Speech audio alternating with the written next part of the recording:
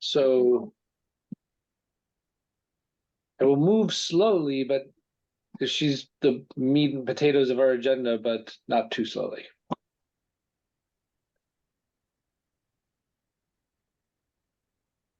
Okay. Call the meeting to order. As a preliminary matter, this is Brian Sullivan, Chair of the Affordable Housing Trust. Permit me to confirm all members and persons anticipated on the agenda are present, can hear me. Members, when I call your name, please respond in the affirmative. Tom Dixon. Here. Dave Iverson. Here. Hi, Dave. Penny Dye. Here. Chantal Murphy. Here. Thank you. Staff, when we call your name, please respond in the affirmative. Tucker's gone. Vicky Marsh. Here. I'm Eric here. Barth? Okay. Eric, can you hear us and your microphone work? Eric's gonna work on finishing his lunch. Tucker? Howdy. Great. And we move down to anticipated speakers on the agenda. I don't have any on here at the moment, but Rima Sherry just came in. Rima, you want to test your mic?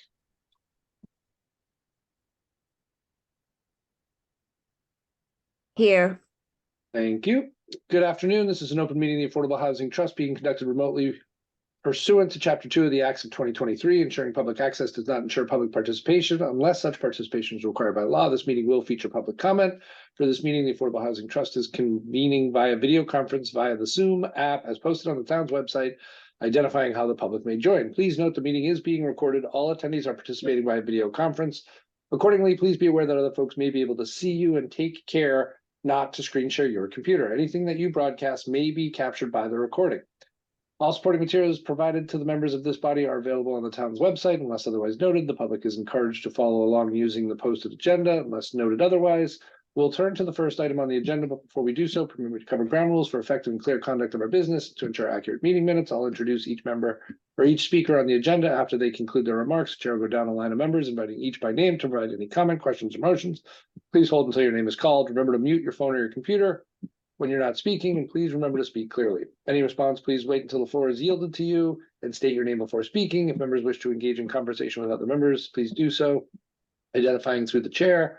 For items with public comment, after members have spoken, chair will afford public comment to those members of the public that have joined the meeting via Zoom. Members of the public who wish to speak must state their names and be acknowledged by the speaker and speak through the chair. All votes in this meeting will be conducted by roll call. So with that, the meeting has been called to order, and let's move over to some minutes. Are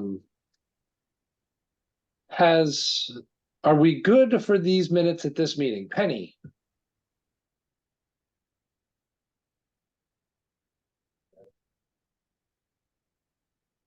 Penny, I can't hear you if you are speaking. Muted. Sorry about that. I think we have to approve the agenda first. You're absolutely correct. Sorry, I'm turned So into moved. a rule follower. Second. Okay, excellent. By roll call, Tom Dixon, Aye. Dave Iverson, Aye. Penny Dye, Aye. Chantal Murphy, Aye. Rima Sherry, Aye. and Brian Sullivan's an aye.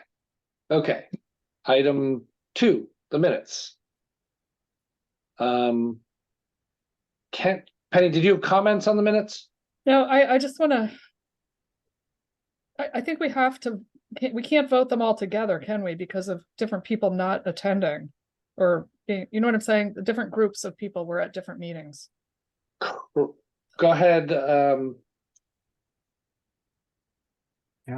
Ellis, did you have a comment? I do. I have the list. I sent it to you guys on the last email, the list of who was in what meeting for the minutes. So if we can do it the same way that we did it last time.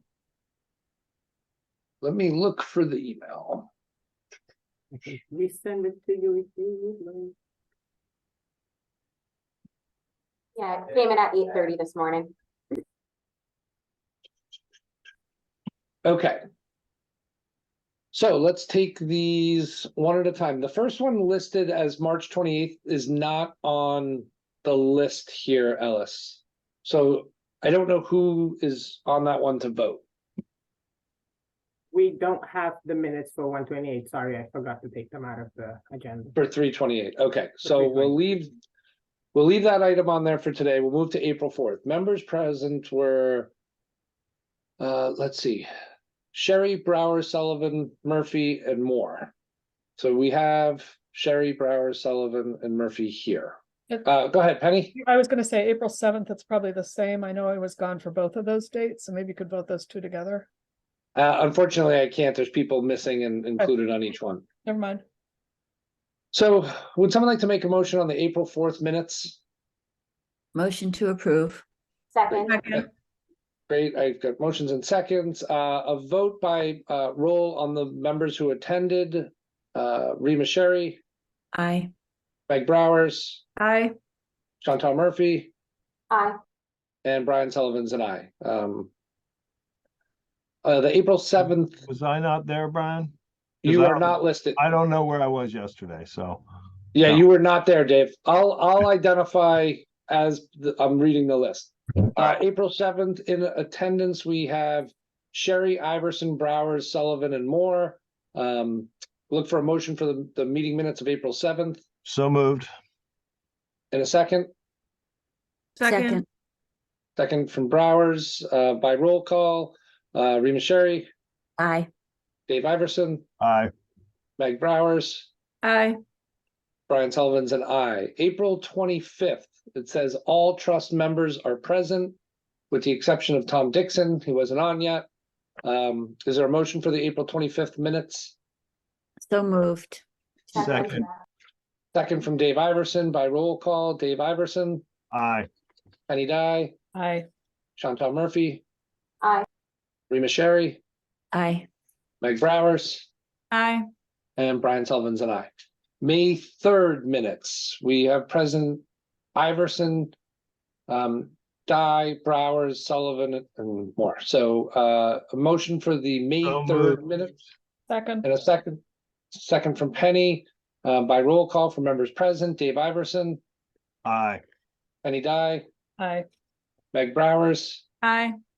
Brian Sullivan's an aye.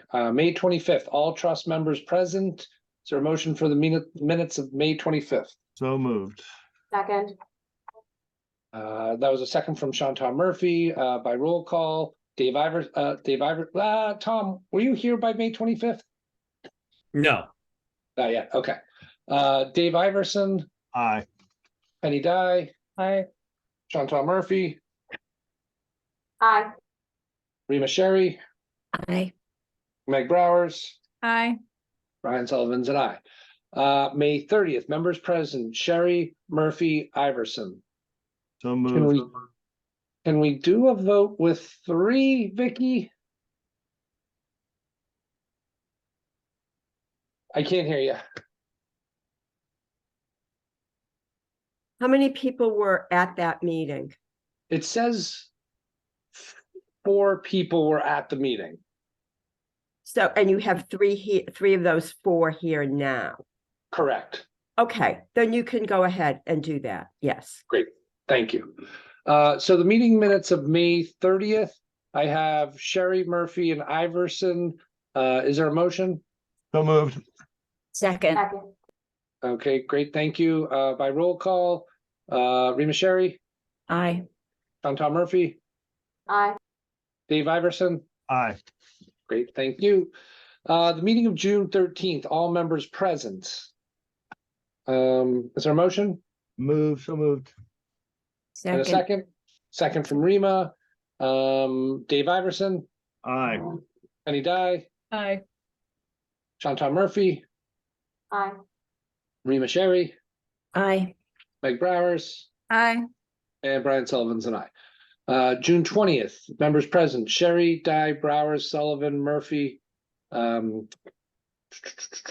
Is there a motion for June 20th? Motion to approve. Motion from Rima Sherry, second from Penny Dye. By roll call, Rima Sherry, Aye. Penny Dye, Aye. Meg Browers, Aye.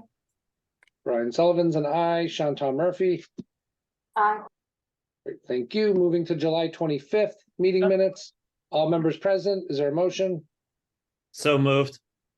Second. Okay, moved by Tom Dixon, second by Meg Browers. So vote by roll call. Tom Dixon, Aye. Dave Iverson, Aye. Penny Dye, Aye. John Tom Murphy, Aye. Rima Sherry, Aye. Meg Browers, Aye. and Brian Sullivan's an aye. August Excuse me, 3rd. excuse Yes. me, I think we skipped July 5th. I don't have July 5th on the list. Okay, it's on the agenda. On the agenda. Oh. I don't have July 5th on the members present list, so I don't know who was there.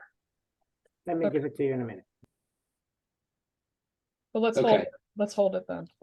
All right, we'll hold July 5th for now. What did I just do? July 25th? Yes, Yes. Okay, August 3rd. All members present. Is there a motion for the minutes from August 3rd? So moved. In Second. a second from Rima, moved by Tom Dixon by roll call. Tom Dixon, Aye. Dave Iverson. You're on mute, Dave. Aye. Thank you. Penny Dye, aye. John Tom Murphy, Aye. Rima Sherry, Aye. Meg Browers, Aye. and Brian Sullivan's an aye. August 8th, members present, Sullivan, Sherry, Dye, Browers, Dixon, Murphy. Is there a motion on the August 8th minutes? So moved. That was Second. moved. Okay, moved by Murphy, second by Sherry, by roll call. Rima Sherry, Aye. Penny Dye, Aye. Meg Browers, Aye. Tom Dixon, Aye. Sean Tom Murphy, Aye. and Brian Sullivan's an aye. So the only one we have still outstanding is July 5th. And we'll roll that to the next meeting. Okay, Ellis, yes? We don't have to roll it to the next meeting. That was the one that was taken at the select board meeting. And it was approved already by the town, so we don't have to do nothing with it. Okay, great. Excellent. It's nice to have those off the agenda. Thanks for everybody's patience while we got through all of that. Here's my agenda. Open the meeting for public comment. Is there any public comment today?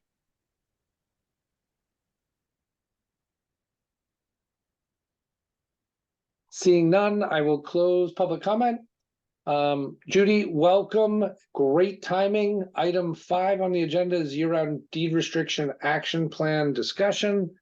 I would like to take a minute, Judy, before I turn it over to you entirely, is for the board to get an update from Ellis on the work groups and kind of where that stands and how they've been identified, or focus groups. We, as you guys know, the application closed last week. We had less people than we expected, but it was a decent amount of people. I placed them in different focus groups that I thought that they fit in. I sent you guys a copy of that. I hope everybody has it. The first meeting is Thursday, this Thursday at 6. Both Judy and I will be there, and it's via Zoom. And I have emailed everybody else and let them know when and where are the next meetings. So that's the update. Great, thank you very much. And Judy, I'll turn to you, but I will identify as I do that it's the expectation for trust members not to be joining the focus groups unless you individually reach out and connect with them to join, or I just want to make sure we don't have a public meeting issue and we're not posting and people expecting to join. Right. I think what I'd like to suggest is if there is a particular group that you feel you might, be particularly helpful in conducting the interview with or participating in some way, just please connect with me directly, because I will want to kind of talk through the kind of focus of that interview. But I mean, I'm more than happy to have a trust member join a particular focus group, but I agree with Brian, we just can't have a cast of thousands. I mean, part of it is an open meeting law issue, and part of it is just not having interviewees feel sort of overwhelmed by having a whole bunch of people join that, they weren't expecting to see or something. So I just think the goal here is to get as much information as we can, in a space that's comfortable for the interviewees. So I would just say, I don't want to discourage you, but I would want to coordinate this very carefully. Not that I'm a control freak. Thank you, Judy. So with that, today's opportunity is kind of, or agenda item is, Mr. just- Chair, oh, sorry. go ahead, Tucker. Yeah, sorry. Yeah, I just wanted to say that it was the practice when we did the housing production plan and the focus groups that Judy led there, that we did not have trust members attending those meetings intentionally so that people felt like they really could speak freely. So unless it's really important and you want to talk to Judy about it, I think we should not try to participate. Yeah, and I'm Okay. fine with that, Tucker. I'm totally fine with it. I just didn't want to be, I didn't want to create a problem if there was something I didn't know that perhaps a particular person should be on. Ellis, I'm pretty sure you sent me kind of where who's signed up for, who's been allotted to what schedule, but I'm not sure I have it. I was just trying to look through email. I don't seem to see it. So not saying you didn't send it, I just can't find it. So if you could send it, that would be great. And if it's a resend, I apologize for being disorganized. Not a problem. I sent so many emails I can send. It's just been wild with email lately. I think Meg has her hand up. That must mean that you have a question before I launch in here. Just a small question. There's just one Spanish speaking community member who I reached out to who hasn't confirmed yet whether or not they would be available. And I wasn't 100% sure on the day. So if I had one additional Spanish speaking homeowner on the island that wanted to be included in one of those groups, would that be okay to forward that info to you guys? Or Ellis? is it too late? I think, so I only had one Spanish speaking person that had signed up and one Portuguese speaking person that had signed up. It was too small to be a focus group, so I placed them in other groups that I thought that they would fit in. I don't want to say it's too late, but it's kind of too late. Yeah. Well, if they're like super easy to communicate with, I'll let you know. And if that works, great. And if not, fine. I just wanted to double check if it was too late. No, 100%. And I'm Okay. going to be there and I speak Spanish and Portuguese. And if it's one person, we can place this person in another focus group. We Cool. want to hear everybody that has something to say. So So All right. thank you. Judy, to you. Thank you. So I wanted to just get a little sense from you folks today about a couple of things. One is, what is the elevator pitch we're giving people when we start these meetings? I want to make sure that we're all kind of using the same words to describe what the goal is here. Tucker, you're frowning at me. I hope that doesn't mean you think I'm completely off the walls, but we've talked about this, and the type of restriction is going to vary a little bit depending upon how the town gets it. Like, are we buying down a portion of somebody's equity versus are we requiring a developer to, designate a certain number of units as year round? And Vicky, I'm looking to you because this has been like keeping me up at night, right? We don't have to get in the weeds about this stuff with people we're interviewing, but it is making me kind of think about, are there things you want me to be able to communicate to people kicking off these focus groups about what we're trying to accomplish here, so I don't inadvertently scope the intent here too narrowly? Or am I making sense? I want to know how to communicate what you want people to understand about this program we're trying to develop. So this is like an open question. We're not going to write an elevator speech today. I just want to get input from you so I can think about how I'm going to kick these off. Great. Thank you, Judy. Does anybody want to start this? So I've given up a lot of sleep as well thinking about this. Rima, I'll come to you. Thank you. Yeah, I mean, for me, it's always been, let's start with a definition that people can agree on. And then once that's established, what do we most want to do with it? And I think input from the focus groups on how to use the definition will help us understand what kinds of programs they most want. So I guess we need to throw out examples of what we could do a little bit. You know, the buy downs, like the Vail program, or how we might approach a rental situation. You know, I guess I think to have the community behind it, they Mhm. have to let us know what they most want, or how, you know, if this is happening, how do you want to use it? So that's how I feel. That's pretty general, but you know, that's why having focus groups. So, Rima, I think those are great questions to include in the focus group, to be asking people. But I think even before I get to the questions, it's welcome to the Housing Trust focus groups on year-round housing restrictions. Like, why are we doing this? And that's, I think, what I want to just make sure we're all clear about, so I don't inadvertently make this too narrow or too broad, or somehow misrepresent what you want the public to hear about what you're trying to do as a housing trust. There's a whole bunch of hands up now. Yeah, everybody's excited now. Nice job. I'll come to Rima, then Vicky, and then Yeah, Tucker. I mean, as a follow-up on to that, Judy, through the chair, is we are trying to increase the stock of, or establish a stock of permanent year-round housing. That's, you know, in the gist of it for me. Or create a secondary year-round housing market. I said I'd come to Vicky on it. You're good. Actually, Rima, you stole my thunder, because that's exactly really what I think, in discussions that you've had already, is that you want to find a way to have more permanent housing year-round available.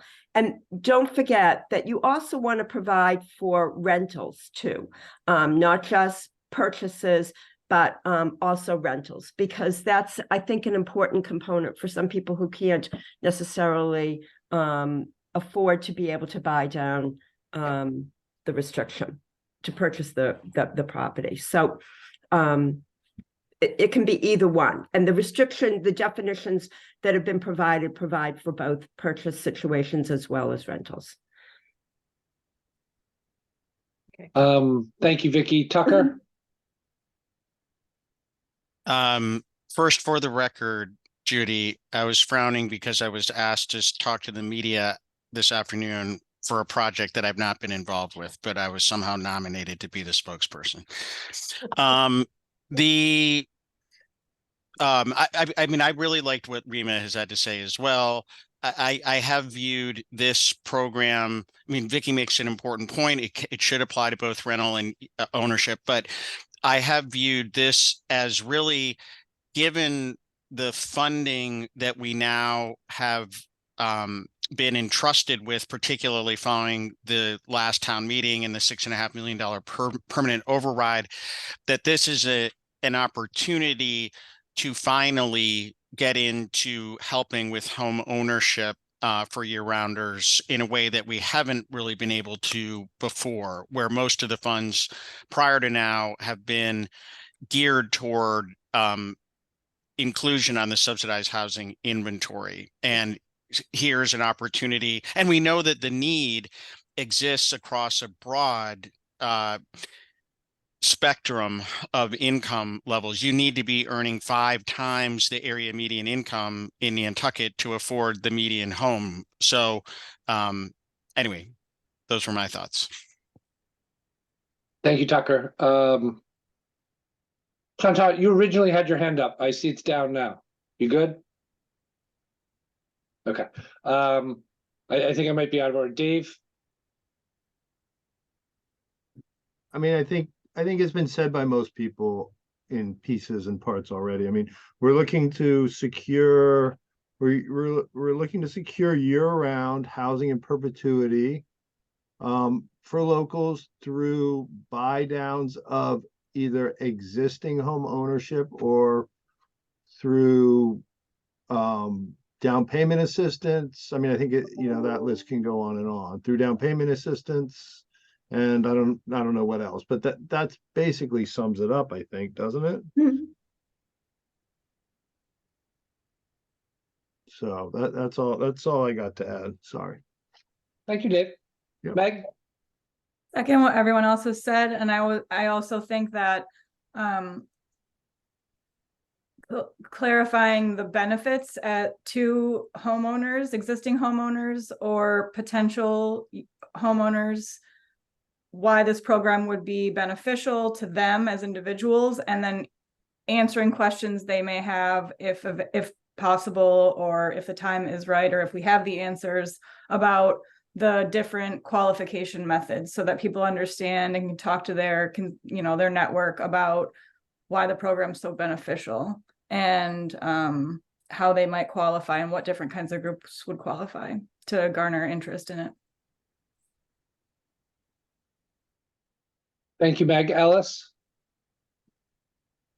I think answering to Judy's question about the elevator pitch, Brian, I don't know if you remember, but you had created an elevator pitch for the deed restriction program that you sent out to everybody. I took it out of what you sent and edited a little bit, and it's pretty good.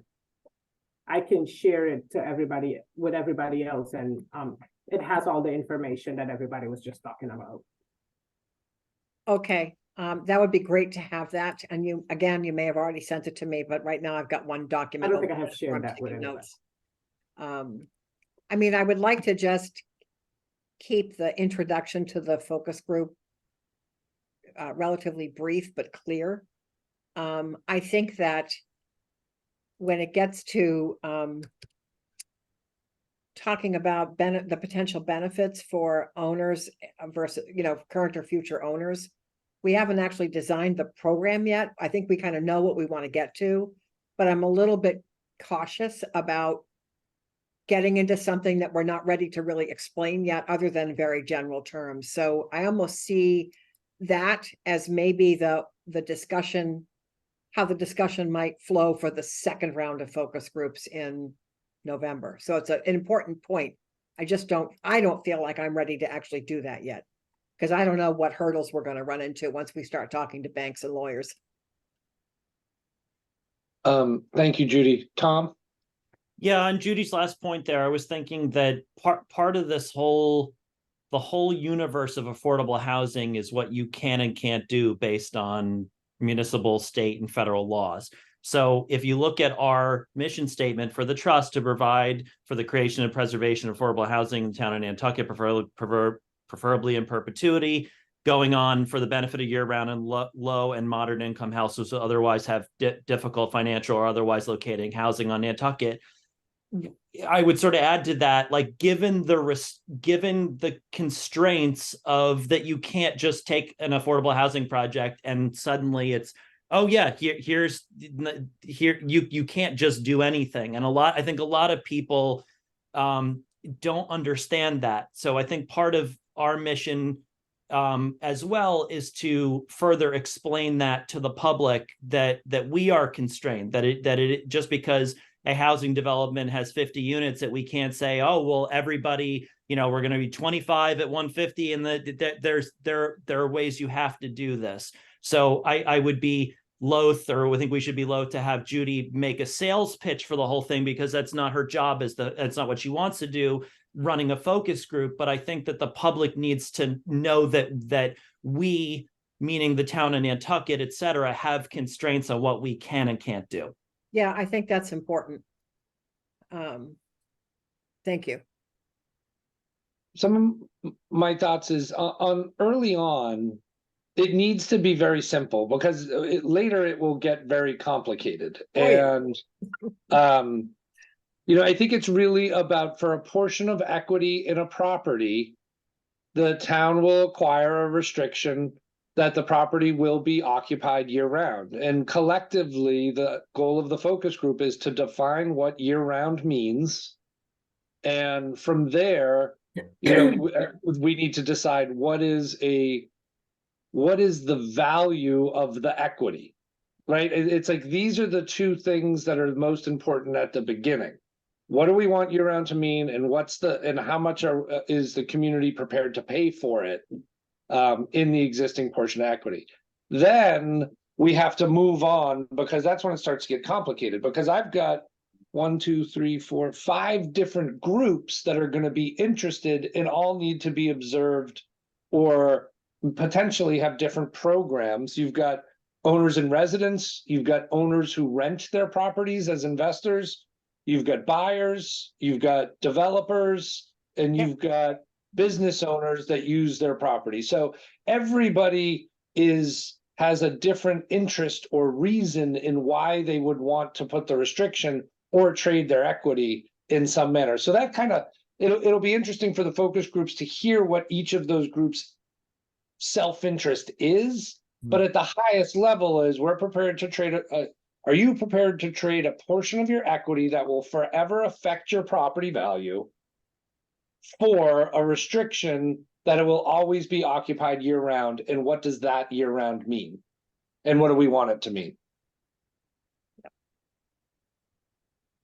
Vicky, So I worry about framing the definition of year round and putting that to the focus groups to define, only because presently in the legislature are bills sitting there with definitions of what year round restrictions are. And if we start creating something that is contrary to what is sitting in the legislature right now, I worry about that.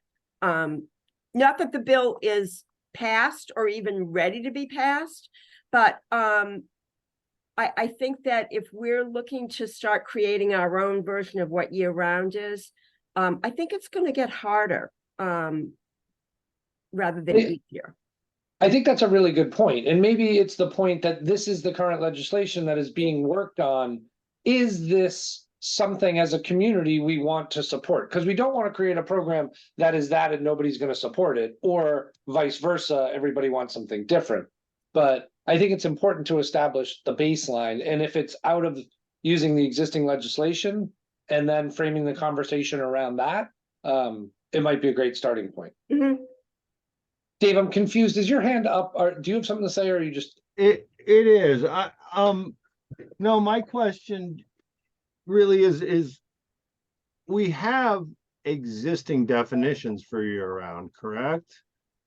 The housing covenant program has a definition. My understanding is the zoning code does not, the assessor does not, the federal tax code does, the land bank has a guideline. Zoning might have I think it's 6 months and a day, but Or something like that. yeah. I think that's following the federal tax code. Okay, I think it's in zoning somewhere. I could be wrong, but I mean, I'm in favor of the covenant program one, and I don't know if we can make that work or what. So, but we definitely need a definition.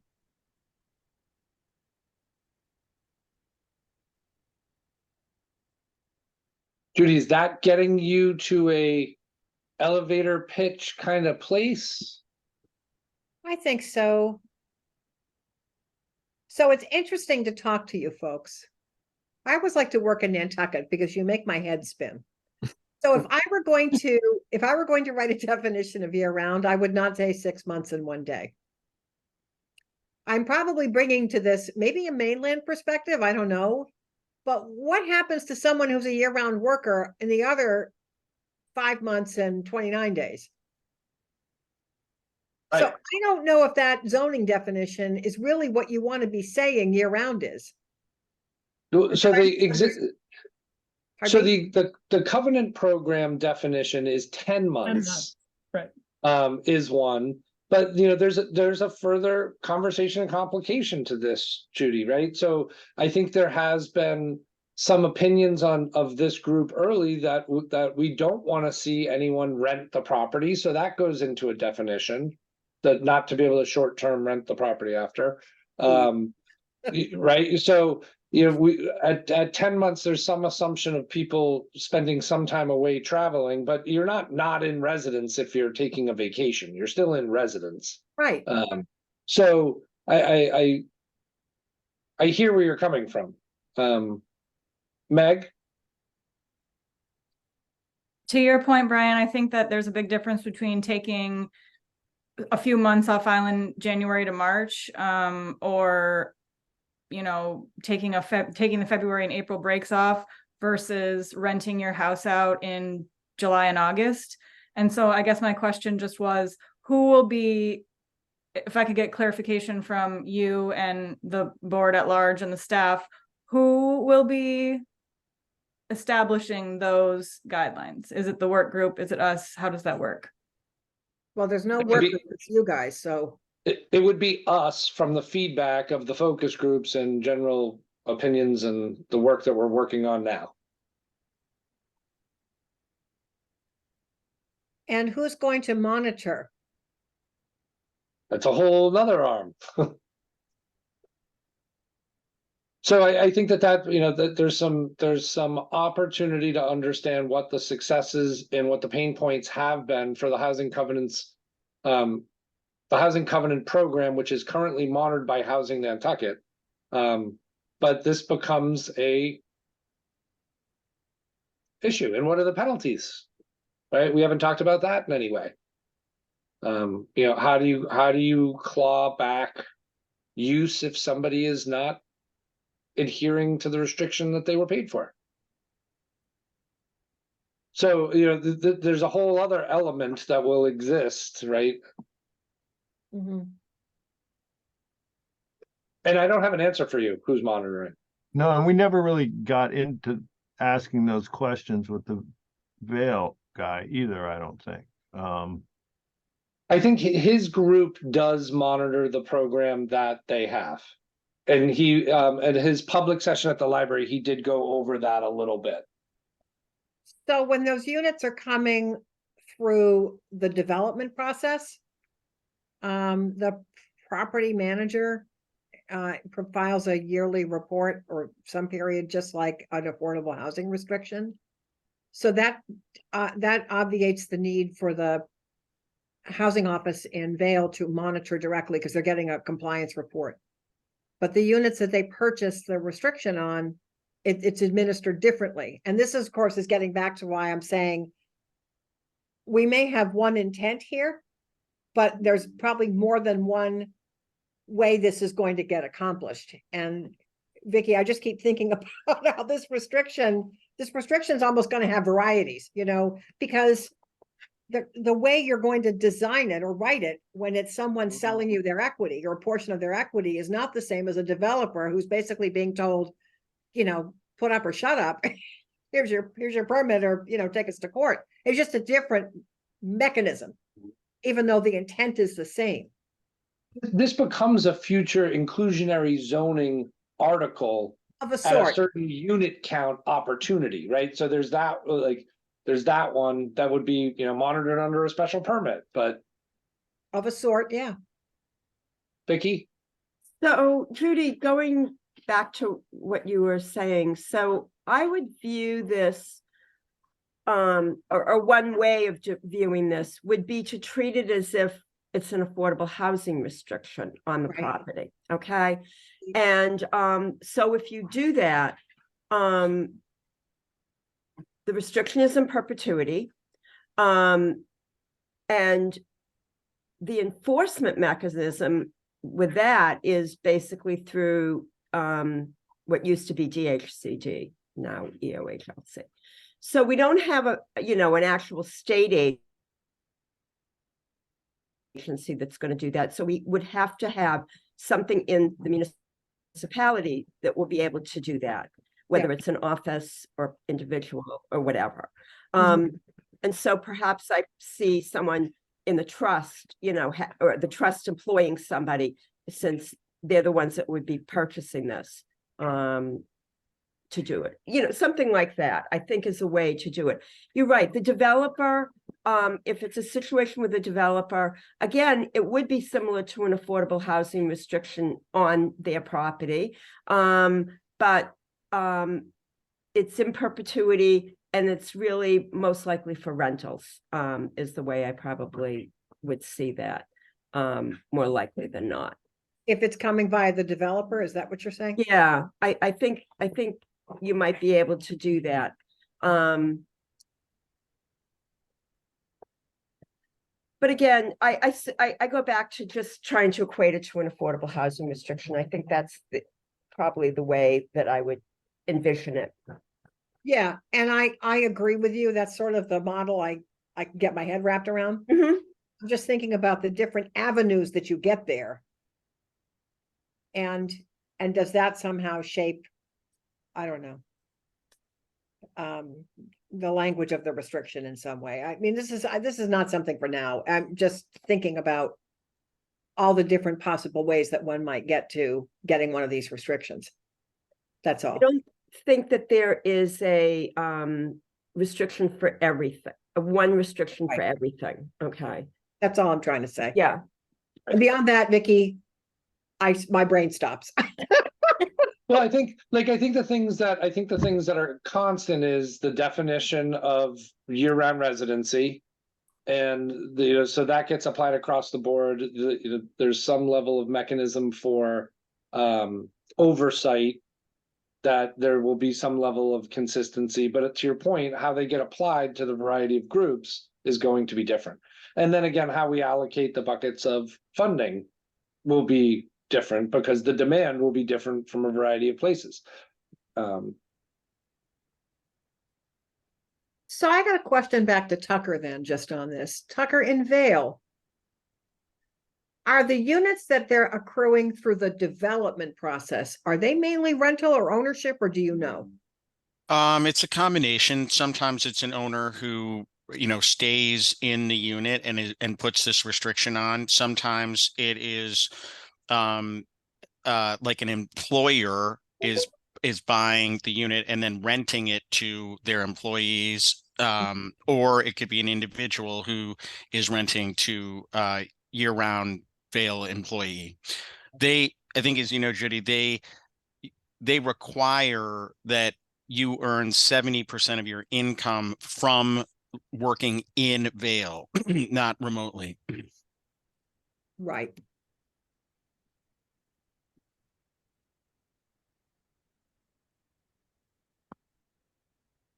Are there other questions you can think of that you would like us to include as part of the interview protocol? Because I'm still I've got my head wrapped around some basic questions that would apply to everybody, but it's not going to be the same interview with all these different groups. It really can't be, because they're going to be coming at it with somewhat different interests. So if you think about the different groups we're talking to, like the Thursday night, the opening salvo is with employees. So people who are in that focus group would be people who work for somebody, town or I assume otherwise. Again, I don't have the list in front of me. So Ellis, I don't know how many of the people who are in the Thursday night group are municipal employees versus employees of other entities on Nantucket. The municipal employees have their own focus group.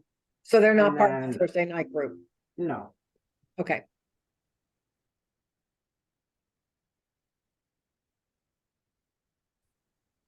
I'm not sure what questions I have thinking about that perspective. Tucker? Yeah, I mean, I don't know if you think it's appropriate or not, Judy. I mean, I would be interested in, both from like an employee standpoint and an employer standpoint, the product that someone is looking for. I mean, just more interest in demand for different type of product. And to the extent it can be based in like their current circumstance or their reasonable near-term circumstance versus like my wish is sort of thing. Mm-hmm. Okay.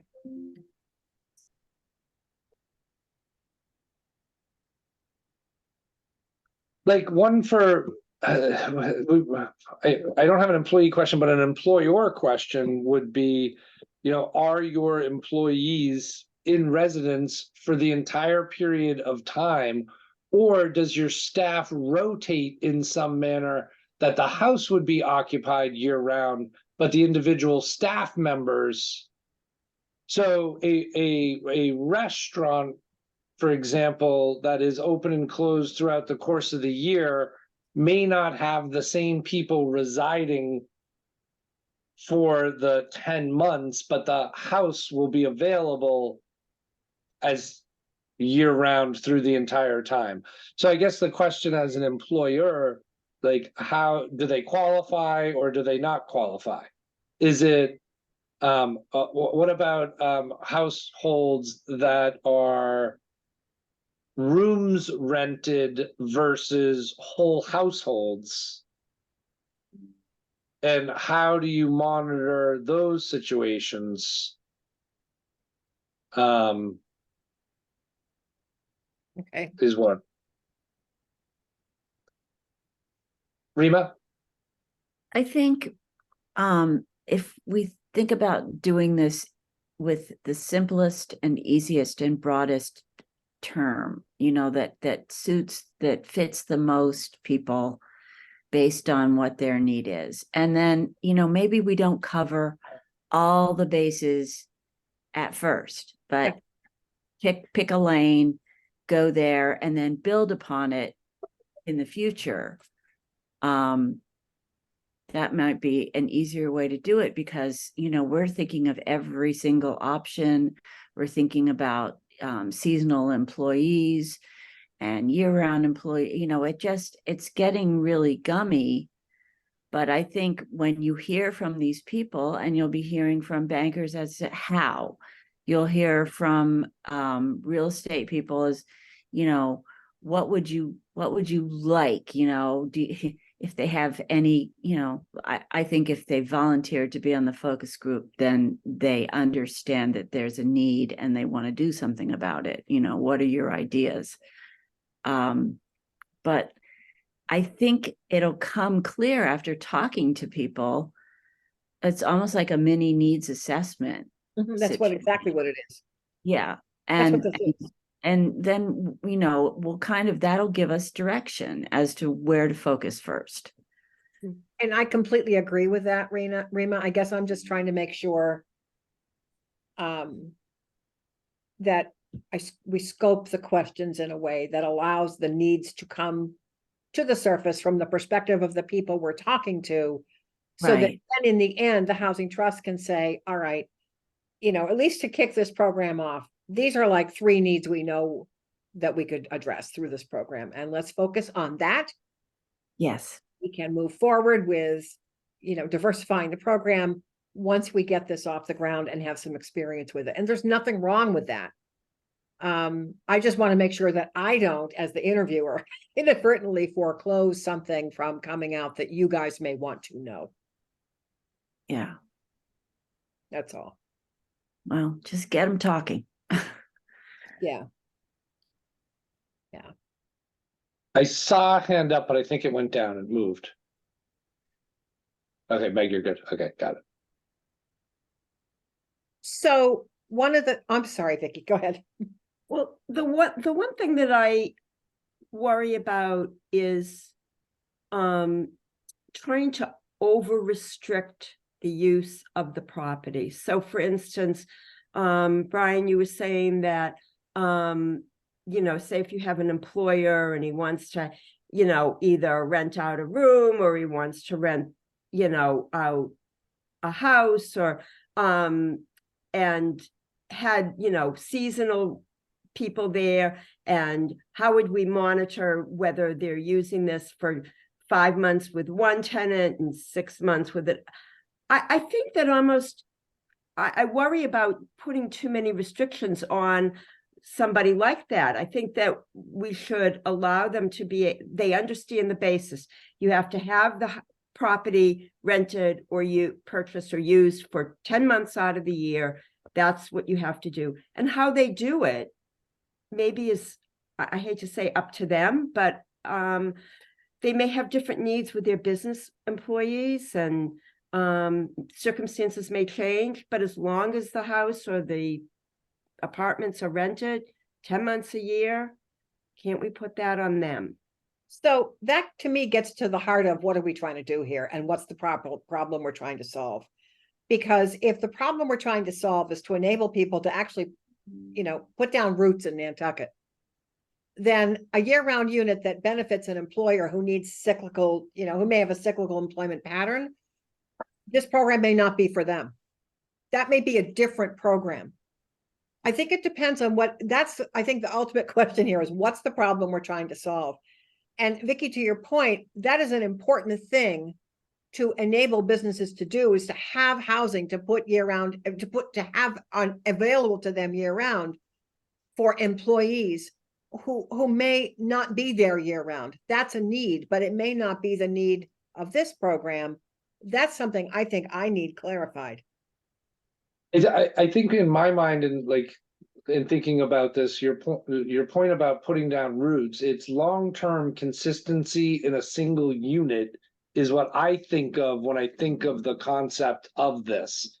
And so to Rima's point, maybe like, let's find out the demand in a narrower scope that achieves, and then from there be able to open up to a business owner situation or open up to a different.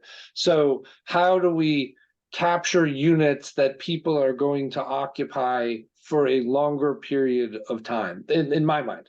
I'll come to Meg and then Shanta and Penny. Meg. Thanks, Brian. In my mind, the year-round deed restriction program should be limited to people who are owning and living minimum of 10 months, or owning and renting to people who are living there a minimum of 10 months. If you want to short-term rent your house for more, I think 10 months is too short, but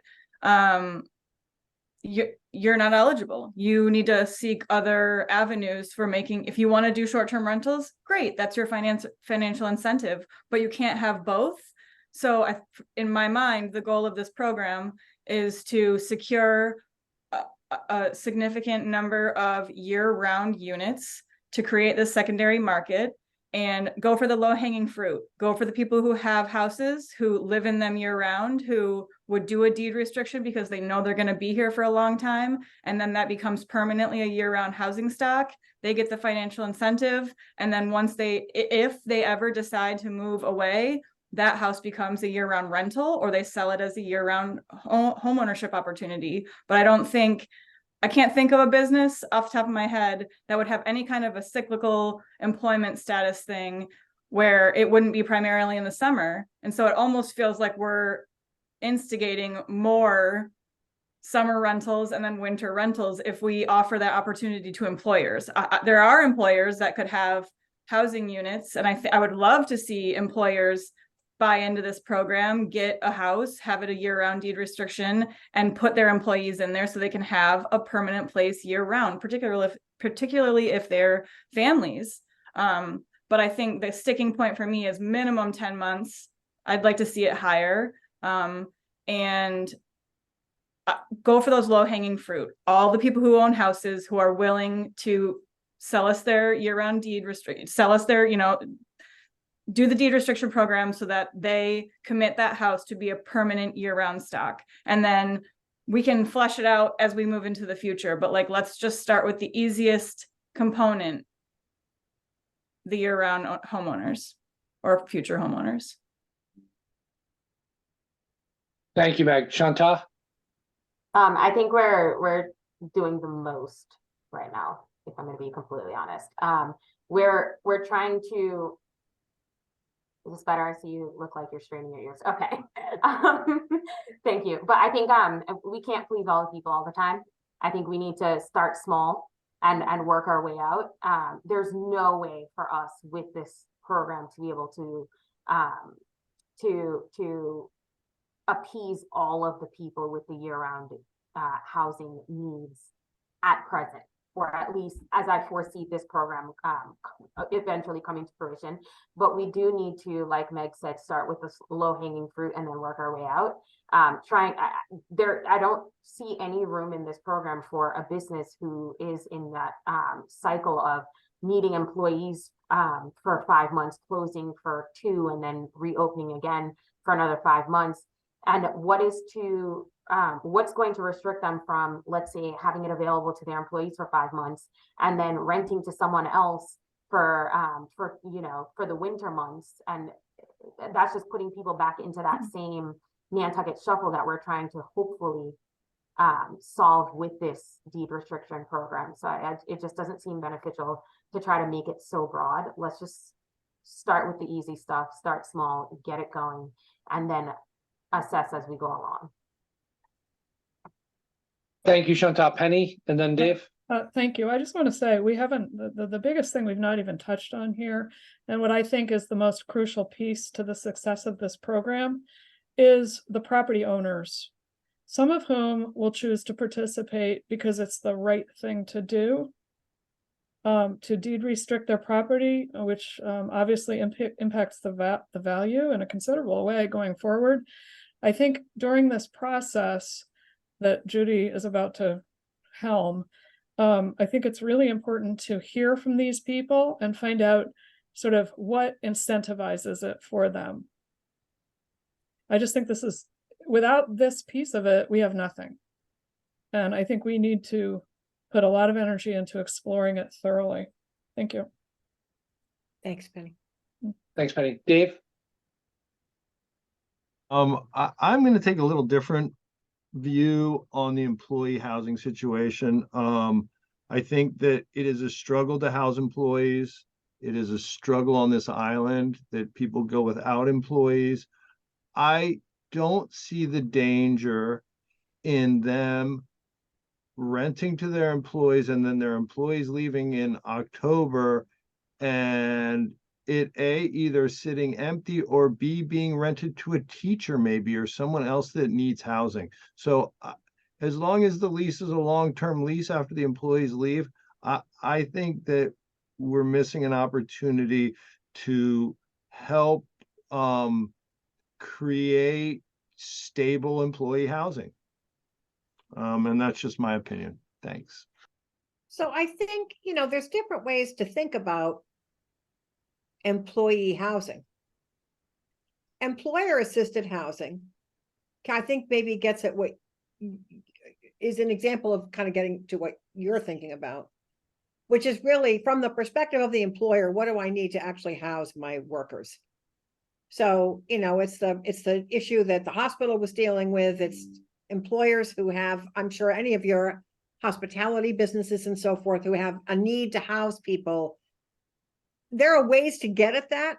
I mean, there are things in zoning that get in the way with that. There are other ways to approach that. But this conversation is helpful to me because the way I've understood this, perhaps incorrectly or too narrowly, is that the problem we're trying to solve is the difficulty people have who wish to work in Nantucket to also live there and live there in a way that's something other than shuffling, but to actually be able to call Nantucket their home. And if that's the goal of the program, that's a different approach than what is also a very important thing, but a different thing, which is helping employers who have cyclical employment needs own and manage property to meet their needs. That's a different problem being solved. That's what I'm trying to understand is what's the problem we're trying to solve? Because I don't think with one program you solve all these problems. I think the definition of the restriction could be applied to different programs. But I guess the question becomes, what's the focus of the first program? And it kind of, that's where we're at. How do we, to Rima's point, echoed by Chantal and Meg, how do we start small, get successful, and then expand from there? Dave? Yeah, I 100% agree with Rima and Sean. And I think that's the best way to start. But I think, you know, in listening to the man from Vail, I think a couple really important things he said was our mission is to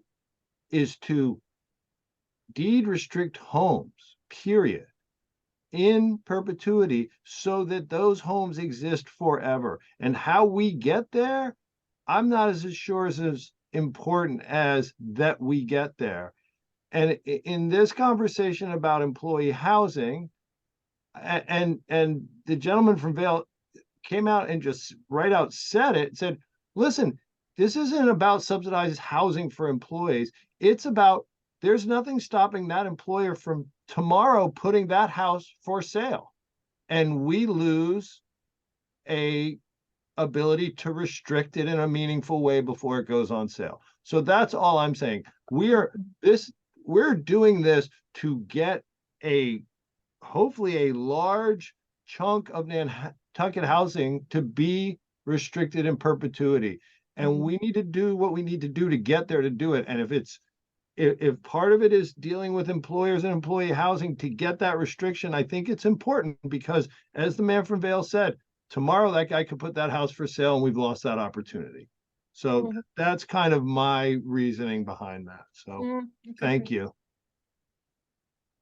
I think that's going back to the elevator pitch, like based on Dave's statement, it has me thinking that, you know, the goal here is that we are capturing housing units for a fraction of the cost of a house and land on Nantucket, and only a percentage of equity by capturing the restriction forever, right? So that is a meaningful statement. And how do we get to those 1,236 units over time? But I think I hear where Dave's coming from, but I think we do need to figure out and understand how do we capture how do we understand demand for a segment before we open to the next segment, before we open to the next segment. You know, if we open the floodgates to all, does one segment of the demand group buy them all up, right? All of a sudden, is every developer here, or is every existing year-round rental investor at the door? Oh, I have 92 units, I'd like a check for all of them, right? So but the units are already being rented year-round. How do we figure that out? No, right. I mean, that is me on my soapbox. I agree with both Rima and Chantal here that we need to start with simple and basic and then build as we go. But I think that we can't, looking forward, discount any opportunity. And that was really my point. Thank you. Thank you, Dave. Meg, to you and then to Tucker. In terms of the employee housing, what I'm thinking is to continue to work towards permanent year-round residents having stable housing. If the owner of Millie's wants to buy a house and they're going to be open from May to October, and they want to offer their employees, a 10-month lease or a 12-month lease, and those employees decide that they're going to actually go off island from November to February, fine, but he's not renting that out. No school teacher is going to be helped out by, and no offense, Mr. Iverson, I love you, but no school teacher is going to be helped out by getting an October to May lease. They're just in the same shuffle they've always been in. So if the employer wants to participate in the deed restriction program, great. You get the deed restriction, and then you offer your housing year-round to your employees. And then they work at Millie's from May to November, May to October, June to October, whatever it is. And then maybe they just live there for the rest of the year, or maybe they take on a side job for the off season or what have you, or maybe they travel, what have you, but it's not being utilized as a secondary rental, because that would be us continuing, like Chantal said, the shuffle. And that, I think that would be like not good. But I do think employers have an opportunity to do the deed restriction program and offer that year-round rental to their employees so they can become members of the community and stay here year-round. Tucker, thank you, Meg. Tucker? So are we talking about potentially money from the trust going to an employer? Well, so yeah, that's interesting. Go ahead, Tucker. Well, I guess, I mean, if that's something that's possibly be part of this discussion, then I would, I mean, I would ask Vicky, you know, can we do that with any of the buckets of money that we presently have available to us? And if the answer was no to anything that we presently have, what would we need to request if we were going to be recommending this? I'm not arguing one way or the other. I just trying to understand. And my follow-up to that is the recognition, if we are using trust funds, how do we calculate the value of houses that we are able to participate purchasing restrictions on? So if we look at value up to 240% AMI, I think that's $1.8 million value of a house. Is it the appraised value that we're working on? Is it the equity position? How are we able to identify where we're able to spend these funds on value of the houses? Like, the $4 million year-round houses qualify? And do we have to pay, you know, some percentage of equity there that would be the same percentage, but a different dollar amount at $1.5 million house that qualifies? Yeah, I guess these are complicated questions. And I don't know who I'm asking them of. Vicky, thank you for raising your hand. I don't know if I'm going to answer your question. I think a little bit to Tucker's though. As far as being able to use trust funds, public funds, to buy these restrictions, we're getting a restriction that is for the benefit of the public. So similar, again, keep going back to the affordable housing restrictions, but it's the same thought process that we're using public funds to build affordable housing because we're going to be getting a perpetual affordable housing restriction. So in that respect, I don't have a problem using these funds. The one thing that we have to understand is, are there any restrictions on the funds that we're using as far as income levels? Right. And so if we're going to use funds that don't have any income levels, that's one issue. But if we're starting to go to places where we do have income levels restrictions, that's a different story. And the other thing is going back to the limits of the trust and the AMI levels for the trust to support. So we have to also think about that. Yeah, I just don't understand how we quantify the percentages to the property valuation on what we can participate in and with. And there's so many different ways to look at it. Is it the equity position in the house? Is it the appraised value of the house? Is it the percentage paid? I just don't understand how to conceptualize that, Vicky. Yeah, I mean, we may need to do some work with our with the trust's mission and authority and maybe rework the declaration of trust a little bit to permit. So that would be a concurrent amendment to the home rule petition to the trust document, right, to the trust legislation. Right. Yeah. Okay. We may have to do that if that's what you're trying to accomplish, or because there is no way, you're right. I mean, then if we can only use a certain AMI level, it really becomes a little bit messy when we start to do this. Chantal, I think you had your hand up a minute ago. Yeah, I was going to say, just remembering the conversation from with the gentleman from Vail about the value of the houses that were in their program. And he had a really good point, because something along these lines had come up. And I remember him saying that many of the houses they get aren't in the multi-million-dollar ranges, simply because if your house is $10 million, it's highly unlikely you're going to put it in a deed restriction program or put a deed restriction on it that will limit the amount you can get if you decide that you want to sell it later on down the line. However, my understanding was that they weren't limiting the value of the houses, because how great would it be if someone decided to put their $20 million house into a deed restriction program. Highly unlikely, but would be wonderful. I'd like to think we have those generous people on the island, crossing my fingers and my toes.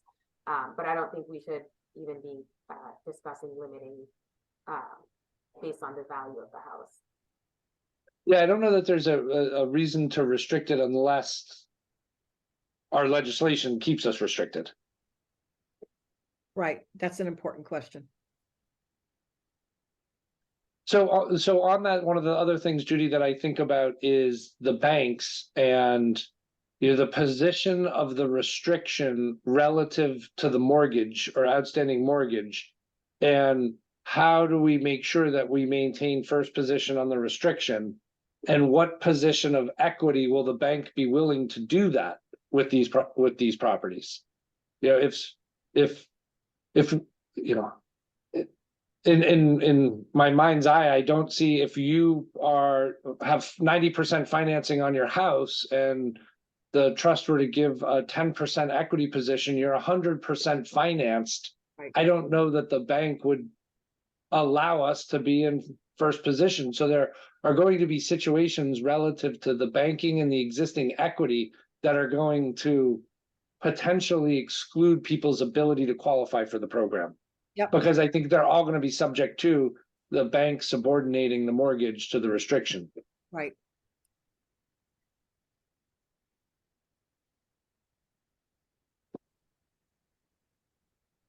Well, this is gonna get fun. So I do have, I'm sorry, Tucker, go ahead. I just wanted to introduce more fun. Well, I wonder how fair housing stuff is going to interact with an employer-oriented program. No, they're absolutely right to be asking that question. Yeah. We have to keep that in view all the way through the design of this program. Okay. Anne? Thank you. Ann Cuspa, Housing Nantucket. Just regarding the mortgage question that you had, I wanted to share what the Covenant program does. It's a zero money mortgage, so that the housing authority holds, that's automatically subordinate to all the other mortgages. So basically it allows all the lenders to get paid back first, and then it allows the housing authority to foreclose on the home if all the program rules are violated. But the covenant itself is the permanent deed restriction. So when the transfer of ownership happens, it needs to go to another qualified purchaser. So just wanted to throw that out there. There was no money involved. Thank you, Anne. Penny? Yeah, just through you, Mr. Chair, to Anne, how many houses have you actually foreclosed on, or how many properties have you actually foreclosed on? Zero. The people comply, you know, eventually we work with them to bring it back into compliance. We don't want to foreclose on any of the homes, but that capability, if someone did have an egregious violation of the program, we could foreclose on it, take it back, and then sell it to another covenant purchaser. So that's like the teeth of the restriction. Thank you. So I also have a question / maybe a concern. I don't know, it's probably more question, I guess. When we did the interviews for the housing plan, we were able to say to people, you know, what you have to tell us is anonymous. We're not providing a transcript of who said what. Because people are more likely to open up if they don't think their words are going to be printed in the Enquirer and Mirror the next week. So it just raises a question for me of, you know, it's our Zoom account that we're putting these on, we're running these interviews on. Is there going to be any concern from anybody about, you know, a request down the road to have access to these video recordings? I mean, I bring this up in particular because it's just hitting me that if Ellis is on or Brian or anybody who's sort of in an official capacity, is that going to compromise our ability to protect the anonymity of speakers? I mean, we're providing a summary of what is said, but not by name. We wouldn't do it that way ever, because it makes the interview basically useless. I would defer to council to answer your question, but I would prefer not to attend a meeting to maintain the anonymity of the participants if that were, I think it would be a more whole conversation. Yeah. Personally. But Vicky, I would come to you to answer the question. I think there was a question there. Yeah, it is. It just hit me as we were talking more, like if Ellis is going to be on all these, is there a potential here for a problem with something now being a public record? Mhm. So I'm gonna have to say, I'm gonna get back to you and let you know. Okay. I really want to talk to my colleagues in the office that do public records requests. That's totally fine. Okay. For me, it's just the first interview is Thursday night. Okay. So it's hitting me like, because I know we went through this for the housing plan. We actually went through it for both housing plans, although the first time we did it, we weren't doing it on Zoom. The interviews were all in person. But it becomes an issue when you're now doing interviews in a recording. When you're in person, you can just close the door and say, Brian, go away. But when it's video, it's different. So I just want to make sure we can protect these what's said. Okay. Because I'm telling you, I do this a lot, and people will just not tell you what they think. And so the distinction is that there are public officials that may be present at these meetings that aren't present at your other meetings that you've done. Is that correct? So when we do interviews for any planning project, any kind of project, we always tell our interviewees that we're not going to disclose who said what, that we will be providing a summary for the client of what we heard, client being you guys, but that their identity will remain anonymous so that they can speak freely. And I'm just worried that if we start having public officials, which you guys are, Ellis is a public official, Tucker's a public official, you guys are public officials, is that going to somehow create a problem in terms of maintaining the anonymity of the speakers? I just remember even talking about this, Tucker, when we did the housing plan. Yeah. I mean, I just think that, as I said at the start of this discussion, I don't think it's a good idea for us to be attending these meetings because we want the people to feel at ease to speak freely and really share their true opinions with us. That's the most valuable thing that we can get. But I think there is a question, like a secondary question there, that because these are being done by Zoom and recorded, whether or not Ellis or I or Brian or anyone were attending, are they somehow a matter of public record? Mhm. Yeah, no. So I'm not an attorney, but we have never shared recordings of interviews with. Perfect. Yeah, perfect. Ever. Yeah. We just won't do it. I mean, I would not record them. If I was told that I would have to share the recordings, I wouldn't record. But it's obviously helpful to us to have the recording, because when we're going back and trying to generate a realistic summary of what was said, it is helpful to be able to get that. Yep. But it's so important to me to be able to say to people, what you tell us is going to be used in an aggregate way. I think it's critical. The return to us of someone attending a meeting is minimal compared to what we'd be giving up. Right. Yeah. Judy, I think then let's assume we're not participating, and then I think if your team could get to Ellis what they need from her to be able to operate within her absence, then let's get that information over to you as quickly as possible. We're hosting, it's on our Zoom account anyway. Okay, great. Yeah, So these are all on our Zoom account. Just whether it's contact information to reach out to the people or whatever you guys may need to make sure that people who are registered are on. If we can get that information over sooner than later, so we're not scrambling on Thursday. If I agree. there's an I opinion from need that. Vicky's office. I need that now, today, because typically what we do is we send a calendar invite with the Zoom link in it. And then I Right. follow up in an email to people because they don't know who I am from, whoever. So we would send a calendar invite and then just follow up right away with an email saying, you've received a calendar invitation for Thursday night because you signed up to do blah, blah. That's how, and I would include the Zoom link in that email as well. Great, excellent. Alice, I'll come to you and then I'm gonna go to Meg, Tom, and Rima.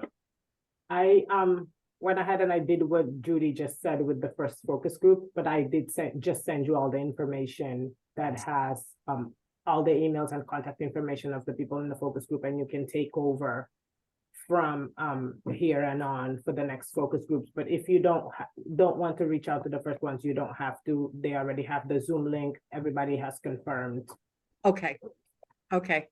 That's great. Yeah, if you just get me the contact information, I'll take it from here on getting hold of people for the future ones. We typically send, something out like 2 days ahead. So today would be the day I would do it for a Thursday night interview. So if I just have them now going forward, I'm fine. Great. Meg?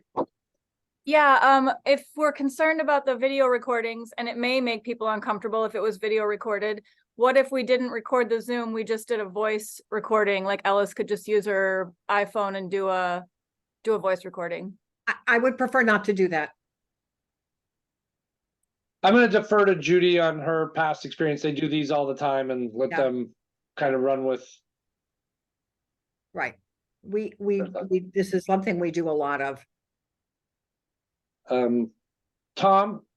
Yeah, I think Judy said this before, but I think it bears repeating that this isn't a Barrett Planning Group rule. This is an industry standard focus group thing. These are very common throughout any kind of survey research. And just for I think it just bears repeating that this is not something that they're just inventing.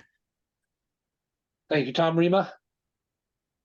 Yeah, I was wondering through you to Vicky if Ellis's role was restricted to helping with translation. Would that help at all?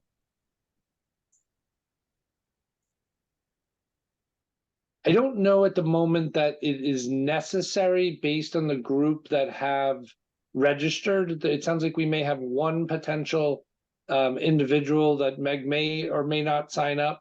But I'm not sure if a translator is needed or not. Meg's going to come back to us about that individual. So But I believe it was Spanish. If Judy. it's just an important question, Rima. I mean, I'm just trying to think through this right now. When we've done this for other projects, we have had a translator that we subcontracted to provide support. So I wasn't too worried about it when I was sort of hearing that, yes, we have potentially Spanish speaking or Portuguese speaking participants, but they speak English. I thought, well, maybe we're okay. But if we need language support, which fortunately I know I don't believe is an issue for Thursday night, then it might be better if we just do the way we usually do, which is to get some support from someone outside town government. Yeah. So I think the person who I'm thinking of would not need translation. And if it's complicating matters and she's the only one, then we could just go as is. Well, if it's not needed, let's get her to sign up if she's willing. Yeah. Okay. Well, that was a lot, Judy. Yeah, I mean, this is great. Much appreciated. I've been taking a bunch of notes here and it will all be fine by Thursday night. Do I feel ready to do an interview now? No, but I will by Thursday night, which I will be doing from New Haven in a hotel room because I will be there for a conference for a couple of days. So, but it's all good. Great internet service. Say hi to the Nantucket planning staff when you're in New Haven. Yes, actually, I don't know if they're going. Are they going? They are I didn't going. ask, but They are. okay. I will do that. I'm sure I will see them. Anybody have any questions for me? Okay, Seeing none. Thank you, Well- Judy. I'll keep you posted. Thank you, Judy. Excellent. Thanks, guys. Thank you. Take care. Yeah, bye-bye. So close item 5. We'll move to item 6, other business. The next meeting is scheduled for October 17th at 12:30. Any commentary on that? None. Penny, do you have a other business item? Yeah, I just wanted to ask through you to Tucker, where we are with the RFPs for Orange Street. I think the deadline is tomorrow. That is correct. Woo-hoo. What time is the deadline tomorrow? And at what point will we have a summary of? I can't recall right off the top of my head. I mean, it's something like 1 o'clock, 3 o'clock tomorrow. Hopefully nobody new is watching today and planning on submitting tomorrow. But it is in the RFP itself. Thank you.